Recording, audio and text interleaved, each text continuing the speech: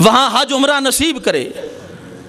امام صاحب بڑے سمجھدار تھے اور کہا کرتے تھے، حدیث پڑھاتے ہوئے سینکڑوں کی تعداد میں شاگرد کہا کرتے تھے، لوگو اے میرے شاگردو، ساری کائنات کے لوگوں کی بات کو رد بھی کیا جا سکتا ہے، مانا بھی جا سکتا ہے، لیکن اس قبر والے کی بات کو رد نہیں کیا جائے گا، مانا ہی جائے گا، عمل کیا جائے گا۔ اور نبی کی قبر کی طرف اشارہ کر کے فرمایا کرتے تھے۔ اب اس آدمی نے جب یہ پوچھا، امام صاحب نے کہا، بھائی وہاں ذوالحلیفہ مقام ہے، وہاں اللہ کے نبی نے میقات مدینے والوں کے لیے مقرر کیا ہے، جنہوں نے حج اور عمرہ کرنا ہے وہاں سے جا کر احرام باندھ لو۔ اس نے کہا، جی نہیں، میرا دل کرتا ہے، ہمارے جیسا کوئی ضدی آدمی تھا نا، کلمہ نبی کا، قرآن بھی پاس، حدیثیں بھی پاس، نہیں جی چونکہ چنانچہ بزرگوں کی بات ماننی ہے، روٹی لگی ہوئی ہے، کھانا پینا ہے، کہاں سے کھائیں؟ رسول اللہ صلی اللہ علیہ وسلم کا یہ محب، اور وہ محب جو مدینے کے اندر جوتا پہن کر نہیں نکلا کرتا تھا، اور وہ محب جو سواری پہ نہیں بیٹھا کرتا تھا اور کہا کرتا تھا، اگر میں سواری پہ بیٹھوں ہو سکتا ہے میں اللہ کے نبی کی قبر سے اونچا ہو جاؤں۔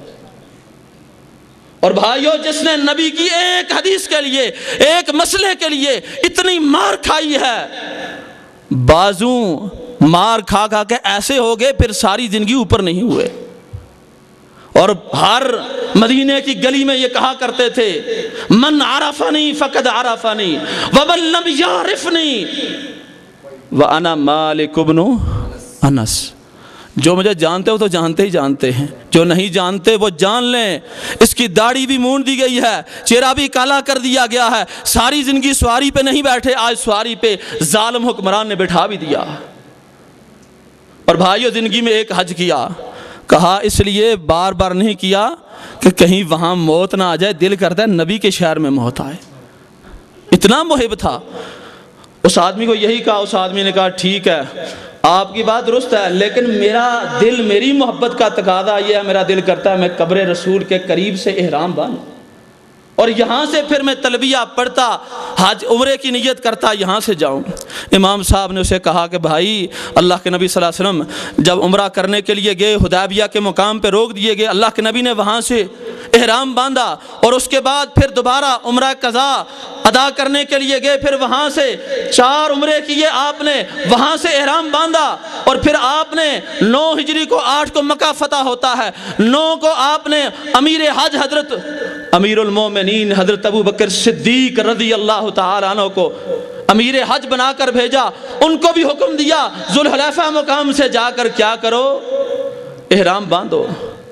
اور پھر آپ نے خود جب حج کے لیے نکلے، 1 لاکھ سے اوپر جمع غفیر محبان رسول، نبی کے حکم پہ جانے دینے والے، نبی کے حکم میں اپنے بچوں کو، بیویوں کو، گھروں کو، رشتہ داروں کو قربان کرنے والے، ہجرتیں کرنے والے، جن کے لیے اللہ کے نبی دعائیں کرتے تھے، جو دنیا کے ساتھی، حشر کے ساتھی، اللہ کے نبی صلی اللہ علیہ وسلم کے جنت کے ساتھی، کہا اللہ کے نبی نے وہاں سے، اس نے کہا نہیں جی، میرا دل یہ کہتا ہے، جس نام کہتے ہیں نا اوپر سے کیا، میٹھا میٹھا مدینہ، پگڑی بھی ہری باندھی ہوئی ہے اور ساتھ کیا ہے، بڑی چیزیں ہیں، کیا کیا بیان کروں۔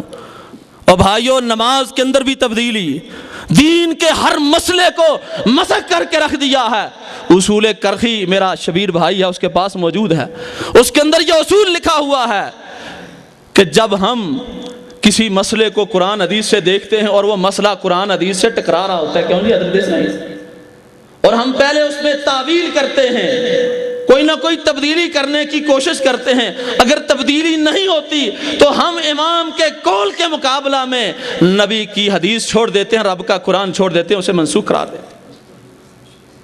اور بھائیو، ہم یہ کہتے ہیں اماموں کی امامت بے شک بجا ہے، اطاعت کے لائق صرف محمد مصطفیٰ صلی اللہ علیہ وسلم ہے۔ بزرگوں کو مانو، ولیوں کو مانو، ان کی عزتیں، احترام، ان کے ساتھ اچھا سلوک، معاملات، ان پہ تان و تشنیع نہیں۔ ان کو اگر عزت ملی ہے، دنیا ان کو جانتی ہے، وجہ صرف یہی ہے کہ وہ بھی نبی کے غلام تھے۔ اور بھائیو، ہم نے نماز کے اندر بھی امام رسول اللہ صلی اللہ علیہ وسلم کو مانا، ہم نے عقیدے کے اندر بھی نبی علیہ السلام کو امام مانا۔ ہمارے بھائیوں کا امام عقیدے کے اندر ابو الحسن اشعری ہے اور ماتریدی ہے، اور پھر مسائل کے اندر امام ابو حنیفہ رحمۃ اللہ علیہ ہے، اور پھر سلسلے کے اندر کوئی قادری ہے، کوئی سہروردی ہے. ہم کہتے ہیں عقیدے کا امام بھی رسول اللہ صلی اللہ علیہ وسلم، مسائل کا امام بھی اللہ کے نبی، اور آگے سلسلہ بھی نبی سے ملتا ہے. جس کا سلسلہ رسول اللہ علیہ وسلم سے نہیں ملتا وہ جنتی نہیں ہو سکتا. من احب سنتی فقد احبنی ومن احبنی فکان معی فی الجنہ. اور بھائیو آخری بات، اللہ کے نبی صلی اللہ علیہ وسلم نے کیا فرمایا؟ توحید کے متعلق فرمایا من مات وہو یعلم انہ لا الہ الا اللہ دخل الجنہ. جس کو پتا ہے نا، جس کو علم ہے، یہ نہیں پہلا کلمہ طیب، طیب معنی پاک، لا الہ الا اللہ جو دربار پہ کھڑا ہے وہ بھی پڑھ رہا ہے، جو بارگاہ پہ کھڑا ہے وہ بھی پڑھ رہا ہے، جو غیر اللہ کے نام کی نظر و نیاز دیتا ہے. یہ آپ کے قریب کتنے دربار موجود ہیں. نبی نے جمعہ پڑھنے کا حکم دیا، قرآن کہتا ہے فسعوا الی ذکر اللہ، لیکن یہاں سے کیا ہوتا ہے؟ لوگ یہاں سے چنجاٹ، وہاں قبر پہ حاضرییں، وہاں پہ چڑھاوے. اگر کوئی بات کہے کہتے ہیں یہ گستاخ ہے. نعوذ باللہ، ہم کیسے گستاخ؟ بھائیو یہ عقیدے کی باتیں ہیں. اس توحید کے لیے میرے نبی نے اپنا خون بہایا، اور میرے نبی نے اس توحید کے لیے بدر کا میدان سجایا، احد کا میدان سجایا، 70 کہاریوں کو شہید کروایا. اس توحید کے لیے میرے نبی نے اپنے چچے کو قربان کیا. اس توحید کے لیے اللہ کے نبی 10 سال جہاد کرتے رہے. اس توحید کے لیے بیت اللہ کے اندر مار کھائی، لیکن کمپرومائز توحید میں نہیں کیا. قل یا ایھا الکافرون سورت پڑھ کے دیکھ لے.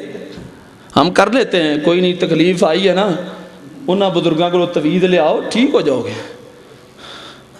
اور بھائیو آخری بات، ہم یہ کہتے ہیں اماموں کی امامت بے شک بجا ہے، اطاعت کے لائق صرف محمد مصطفیٰ صلی اللہ علیہ وسلم ہے. اور دوسری بات، بزرگوں کی بزرگی بے شک بجا ہے. جتنے بھی بزرگ ہیں، داتا اللہ، مشکل کشا اللہ، غریب نواز اللہ، حاجت روا اللہ، بگڑیاں بنانے والا اللہ، شمریاں سنوارنے والا اللہ، بیٹے بیٹیاں دینے والا اللہ، بیماری شفا دینے والا اللہ، سب کو دینے والا اللہ. آدم علیہ السلام نے دعا مانگی اللہ سے، ابراہیم علیہ السلام دعا مانگتے ہیں اللہ سے، اور اسماعیل علیہ السلام دعا مانگتے ہیں اللہ سے. سارے نبی اللہ سے مانگتے ہیں. میرے نبی نے بدر کے اندر دعا مانگی اللہ سے. رب نے قرآن میں بیان کر دیا کہ نبی ہم نے تیری مدد کے لیے آسمان سے فرشتے اتار دیے ہیں. نبی ہر موقع پر دعا مانگتے اللہ سے. اور کہا صحابہ اذا سالتا فاسأل اللہ، جب سوال کرو رب سے مانگا کرو. وَإِذَا اسْتَعَنْتَ فَاسْتَعِنْ بِاللَّهِ، جب مدد مانگو صرف اللہ سے مانگا کرو.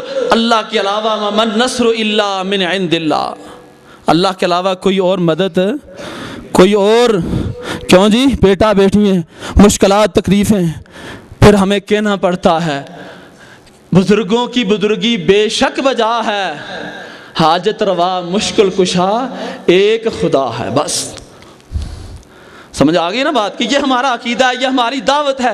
اسی لیے میرے علماء کرام دور دراز سے سفر کر کے آئے ہیں آپ کو سمجھانے کے لیے. آپ پہ کیچڑ اچھالنا، بزرگوں کو کچھ کہنا، یہ ہمارا مقصد نہیں. اللہ کی قسم آپ جانتے ہیں جتنے علماء کرام نے اٹھمقام میں، پھر کٹل میں، پھر یہاں پہ تقریریں اب کر لی ہیں، آپ اپنی ایمانداری سے بتائیں کسی نے کوئی بات ادھر ادھر کی ہے؟ جو بھی آتا ہے قرآن اور حدیث، قرآن اور حدیث. اور بھائیو آپ کے پاس بھی قرآن ہے نا، حدیث ہے. قرآن حدیث کے بعد کسی چیز کی ضرورت ہے؟ حضرت عمر نے کیا کہا تھا؟ حسبنا اللہ، ہمارے لیے ہمارا رب کافی ہے. اور نبی علیہ السلام کے آخری لمحات میں کہا تھا کہ ہمیں اللہ کے نبی جو کتاب دے کر گئے ہیں وہی کافی ہے. اللہ کے نبی نے خود فرمایا ترکت فیکم امرین لن تضلوا ما تمسکتم بہما کتاب اللہ و سنتی. میں 2 چیزیں چھوڑ کر جا رہا ہوں، تیسری کوئی چیز نہیں ہے. ایک اللہ کی کتاب، اور دوسرے نمبر پر میری سنت، حدیث کے لفظ بھی آتے ہیں. اس لیے بھائیو ہر معاملے کے اندر، یہ چھوٹا سا مسئلہ آپ کو میں نے بتایا ہے. میرے محترم بھائی لیاقت صاحب جو اس کے ذمہ دار ہیں، ان سے بھی عرض کروں گا کہ آپ کے پاس صحیح نماز نبوی مکتبہ دارالاندلس کی پڑھی ہوگی، وہاں کتاب الطہارت کے اندر یہ حدیث موجود ہے. صحابی خود بیان کرتا ہے کہ اللہ کے نبی کے لیے میں نے طہارت کا پانی الگ، اور پھر وضو کے لیے الگ پانی، الگ برتن میں.